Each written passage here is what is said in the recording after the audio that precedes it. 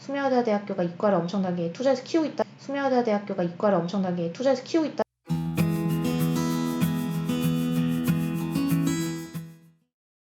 안녕하세요. 입시 읽어준 여자입니다. 오늘은 숙명여자대학교의 2018학년도 수시모집 경쟁률과 2019학년도 수시모집 경쟁률을 같이 살펴보면서 2020학년도에는 어떻게 전형이 바뀌고 또 경쟁률과 그 다음에 입결은 어떻게 변할 것 같은지 저희 예측치를 다시 한번 얘기를 해보는 그런 시간을 가져볼 건데요. 일단 1편에서 말씀드렸듯이 이번에 숙명여자대학교는 기존의 숙명인재 전형을 400여 명, 420명을 정확하게는 420명을 서류형으로, 그 다음에 233명이었나요? 200여 명을 그 기존의 전형인 숙명인재 전형 그대로 유지를 하는 쪽으로 해서 서류형과 면접형으로 나눴는데 비중은 2대1이다 이렇게 기억하시면 될 것 같아요. 숙명인재 전형은 작년 경쟁률 10대1을 간당간당 넘지 못한 정도였고요.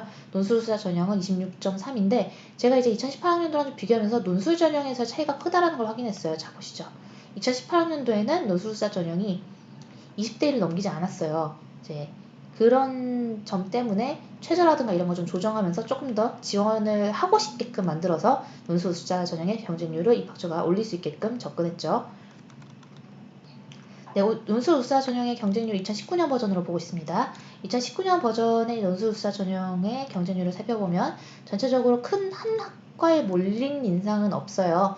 보시면 사회심리학과의 34대1인데 이게 5명만 선발하고 그렇게 2배 이상 몰렸다 이런 정도는 아니기 때문에 제가 특별히 언급드리지 않았고요. 생명시스템학부는 매년 이렇게 좀 많은 학생들이 몰리는데요. 생명시스템을 하는 학생들이 이제 의대를 준비하거나 약학을 준비하거나 이제 좀 상위 학과를 준비하다가 생명시스템을 넘어온 경우가 많아서 이렇게 경쟁률이 좀 높습니다. 보시면 의류학과도 40대 1의 경쟁률을 기록했네요. 네, 교과 전형을 한번 살펴보도록 하겠습니다. 교과 전형의 경우 전년도에 비해서 경쟁률이 약간 올랐습니다. 그러니까 숙명여자대학교는 이제 2019년 경쟁률이 전체적으로 2018년의 경쟁률보다 좀 높은 편인데요. 저는 2018년의 경쟁률을 따라갈 거라고 예측은 하고 있지만 올해 이제 서류형이라는 거 새로운 어떤 카드를 뽑아들면서 어떤 변동이 있을지는 좀 주시를 해야 되는 상황입니다. 역사문화학과가 지금 12대1을 넘겼네요. 그리고 나머지 전형은 전체적으로 10대1을 넘기지 않는데 보시면은 이제 영어영문학부가 10대1이었고 이과대학보다는 아무래도 문과대학이 조금 더 인기가 있어요. 근데 이과대학 내에서는 이 생명시스템학부가 굉장히 인기가 있고요. 숙명인재 전형의 경쟁률을 보도록 하겠습니다. 올해는 서류형과 면접형으로 나누어지는데 면접형이 이제 이 전형과 그대로 4배수에다가 면접을 60% 반영하는 그 전형 그대로 가져가긴 하지만 인원수가 3분의 1로 줄어들고 3분의 2의 인원수는 서류형으로 다 간다. 이렇게 기억하시라고 말씀드렸습니다. 숙명여대 법학부 여기 가가지고 아나운서가 한 케이스들이 있어요. 제가 가르친 학생들 중에서 꿈이 아나운서였던 친구들 지금 아나운서 하고 있는 친구가 3명이나 됩니다. 그래서 막 제가 뉴스를 자주 보진 않아요. 자주 보진 않는데 어쩌다가 이제 가끔씩 보게 됐을 때 얼굴을 마주하면 너무 기뻐요. 학종 전형으로는 15대1을 넘기면 진짜 복불복이라고 생각하셔야 됩니다. 되도록이면 10대1 이하로 합격을 할 수 있게끔 접근하시는 걸 권장할게요. 그래서 숙명여대의 숙명인재 전형은 제가 굉장히 좋아하던 전형이었는데도 불구하고 올해 들어서 그 전형을 아예 서류형과 면접형으로 나눠버리고 면접형이 잔류 인원수가 좀 적기 때문에 저는 좀 걱정이 됩니다. 제가 되게 좋아하는 학교고 제가 이제 많은 학생들을 합격시킨 학교로서 좀 섣부른 접근한 게 아닌가 하는 그런 걱정이 있어요. 자, 그럼 숙명여자대학교 2019학년도 경쟁률을 좀 살펴봤는데요. 크게 인상 깊은 부분은 저는 없었어요.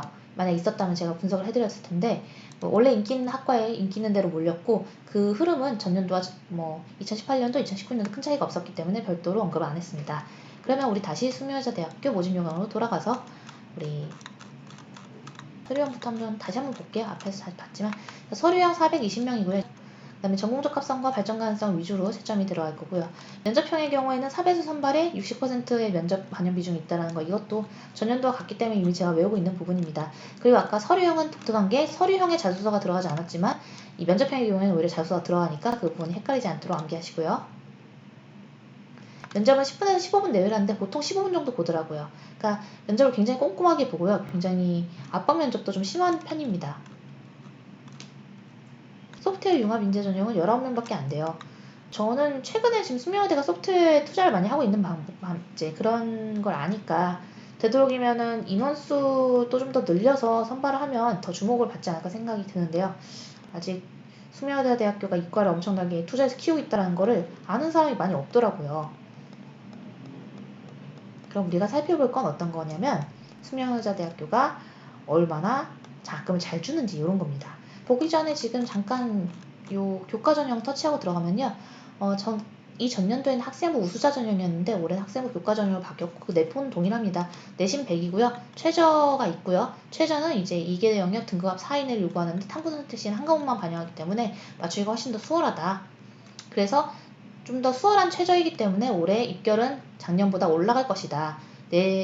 이전에는 2.04가 인문계열의 그 계열 평균이었는데 학업수사 전형에서 자연계열은 2.36이었고요. 근데 저는 이게 평균치가 인문계가 1.8, 자연계가 2.0까지는 땡겨질 거라고 예측했었죠.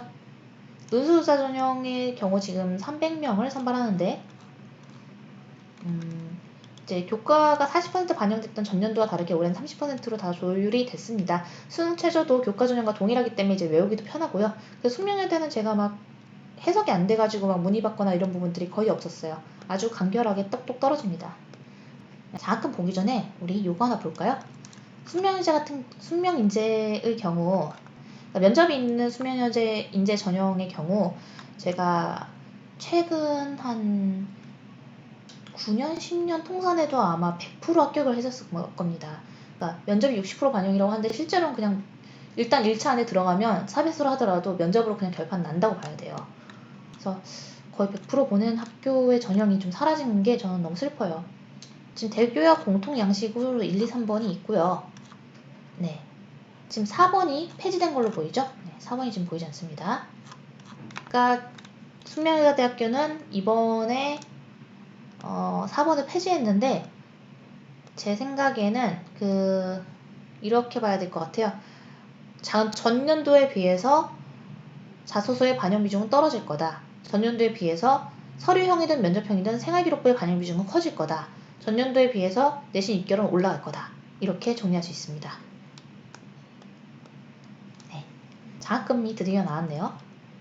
보시면 장학금을 주로 이제 수능 성적 위주로 해서 주는 것 같아요. 이렇게 이 점수를 다 넣어가지고 하기 때문에 들어갈 때까지 내가 그 상황에 해당되는지는 좀 알기 어려울 것 같습니다. 인문계열 평균 98.5 이상이면 상당히 높죠?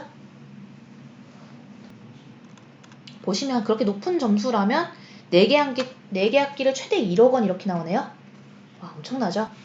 네.